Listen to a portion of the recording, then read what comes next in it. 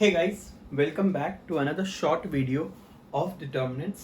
आज हम लोग डिटर्मिनेंट्स की प्रॉपर्टीज सीखेंगे और थोड़े बहुत शॉर्टकट सीखेंगे कि डिटर्मिनेंट्स की मदद से हम लोग क्या क्या अचीव कर सकते हैं। Let's quickly work on properties of determinant. First property is two rows और two column same, determinant is zero. ये मेरी फेवरेट प्रॉपर्टी है। आपको दो रोज या दो कॉलम्स सेम दिखाई देंगे तो उसका आंसर जीरो है। कहने का मतलब ये है, अगर यहाँ 1 1 1 है और यहाँ भी 1 1 1 दिखाई देता तो two rows two column same, determinant is zero. We can take out common from single row और सिंगल कॉलम। कहने का मतलब ऐसा है बच्चों, अगर सपोज यहाँ 5 10 15 होता और भले यहाँ कुछ भी होता तो आप 5 बाहर ले सकते थे और उस जगह पे 1 2 3 आता। सपोज इस लाइन में 2, अभी जैसे वो 5 बाहर गया तो 2 आया, 4 और 6 होता तो वापस 2 बाहर ले सकते थे। तो ऐसा आप लोग जितनी बार चाहो उतनी बार कॉमन ले सकते हो, बट एक पूरी लाइन में होना चाहिए, पूरे रो में या पूरे कॉलम में। Alright, next, if I interchange rows with rows, simple सी बात है, रो की जगह यानी आगे पीछे या ऐसे, कॉलम की जगह पे column, then determinant is negative. Simple सी बात ये है कि अगर इस लाइन को मैं शिफ्ट करके इधर ले आता हूँ कॉलम 2 पे और इसको कॉलम 1 पे, the answer will be same but opposite in sign. Suppose पहले आंसर 5 आ रहा था तो अब -5 आएगा। Next, if rows interchange with column, इससे तो हम लोग ने मैट्रिसेस में ट्रांसपोज के नाम से जाना है, तो determinant is always same. And last but not the least, can we split a determinant? Yes, we can split a determinant and solve because it will simplify our answer. जैसे ये रो 1 2 को मैंने ऐसा ही रखा है, x plus a y plus b, तो इस expression को मैंने अलग कर दिया। So these are the properties of determinant.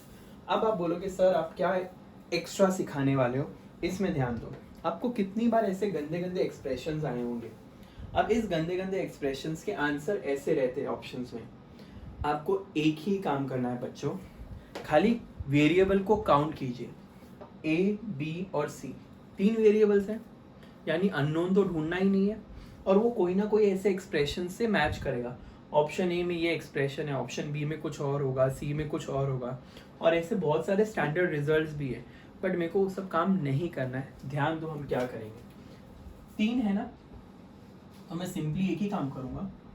पहले की जगह पे 1, दूसरी जगह पे 2 और 3, यानी मेरे को ए को मैंने 1 लिया, बी को 2 एंड सी को 3। I hope this is clear बच्चों।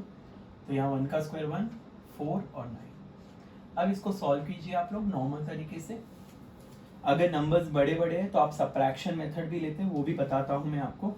तो कहना ही से यहाँ 1 18 minus 12 minus 1 9 minus 3, sorry, yeah, 9 minus 3 and plus 1 4 minus 2, 6 minus 6 plus 2, the answer is 2.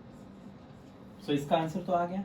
अब ध्यान दो बच्चों, इसमें भी वही वैल्यू डालेंगे, 1 minus 2, 2 minus 3 and 3 minus 1, so -1 -1 2। बच्चों आया ना 2, बिंगो। कहना ही सही, अपने वैल्यू से मैच हो गया। इसका मतलब इसी ऑप्शंस को आप टिक करोगे। आपको मैंने थोड़ी देर पहले बोला था कि अगर नंबर्स बड़े बड़े हैं तो आप क्या कर सकते हो, आप लोग है ना ट्रांसफॉर्मेशंस कर सकते हो। ट्रांसफॉर्मेशन का मतलब ये है बच्चों, सब्ट्रैक्शन। जैसे कि ये 1 और ये 1 सेम है, 1 minus 1 0, 1 3, 1 minus 1 0, 2 8। तो 2 0 आ गए, हमेशा याद रखना 2 0 बनाने की कोशिश करने का।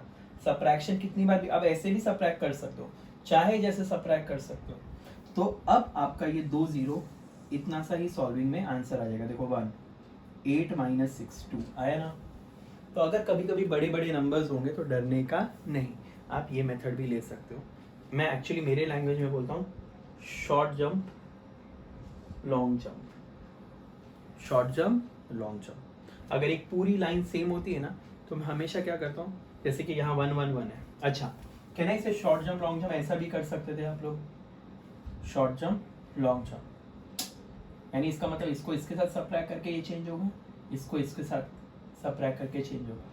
इसका सरल सा मतलब ये C2 minus C1, this is C1 C2 C3, C2 minus C1, C3 minus C1. I hope this is clear. Moving on to the next shortcut. If I give you 3 coordinates of or 3 points of the triangle or 3 vertices of the triangle in coordinate form, you can find out area of triangle, which is nothing but half x1 y1 x2 y2 x3 y3 1 1 1. As soon as you solve this, whatever answer you are going to get will be area of triangle. है ना अच्छी बात। अब अगर area of triangle happens to be 0, the points are collinear. अब बच्चों ध्यान दो, सबसे best part, area of polygon. अगर आपको कितने भी पॉइंट्स दिए जाएं और उसका एरिया निकालना है, so for example let's talk about quadrilateral. Quadrilateral में कितने पॉइंट्स होंगे बच्चों? 4, x1 y1 x2 y2 x3 y3 and x4 y4।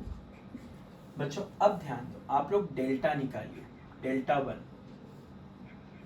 पहले 2 पॉइंट्स को लेकर x1 y1 x2 y2, फिर डेल्टा 2 निकालिए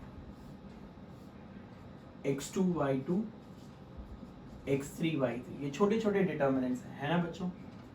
डेल्टा 3 निकालिए x3 y3 x4 y4, delta 4 निकालिए तो 4 को प्रेफरेंस मिलेगा x4 y4 x1 y1। बच्चों क्लियर है? भले ही आंसर पॉजिटिव आए नेगेटिव आए, जो भी आए वही आंसर रखोगे और लास्ट में एरिया निकाल सकते हो, area of quadrilateral or any polygon will be half mod of delta 1 delta 2 delta 3 delta 4। यानी अब भले इसमें नेगेटिव आए या पॉजिटिव आए, अब तुम्हें आंसर पॉजिटिव लेना है। I hope this is clear. तो अब अगर 5 होता तो डेल्टा 5 भी होता था, है ना। इंटरेस्टिंग सा सम। सो any polygon or any quadrilateral or any figure with the vertex, you can find out area within fraction of seconds.